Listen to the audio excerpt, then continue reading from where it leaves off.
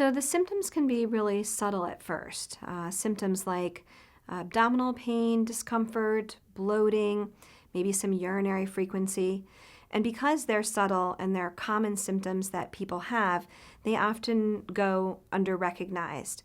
And so I tell people that if you've been having a symptom, every other day or even with a higher frequency, or a symptom that's waking you up at night or that you're constantly worrying about, that you need to be evaluated for it.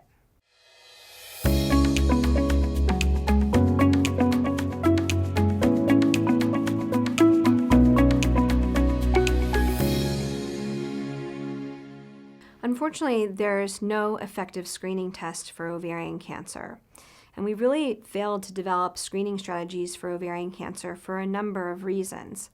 The screening strategies that we've used to date have relied on things like ultrasound and blood tests like CA-125. But we're increasingly coming to know that ovarian cancer probably doesn't by far and large start in the ovary, at least the most common and deadly type, rather starts in the fallopian tube. And the imaging modality that we've most commonly used for screening, ultrasound, does not image the fallopian tube. In fact, we don't have any medical grade imaging that images the fallopian tube. And then blood tests really have been ineffective because ovarian cancer, at least in its earliest stages, does not spread by way of the blood or hematogenously. And so because we haven't been able to come up with an effective screening strategy is all the more reason why we have to double down on prevention.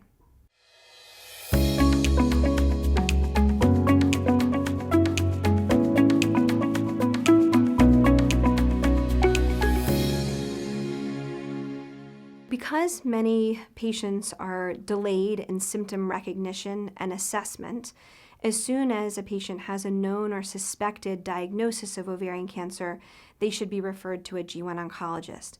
And that's because we know that outcomes, specifically survival, as well as the likelihood that a patient will receive standard of care, is better in the hands of a G1 oncologist.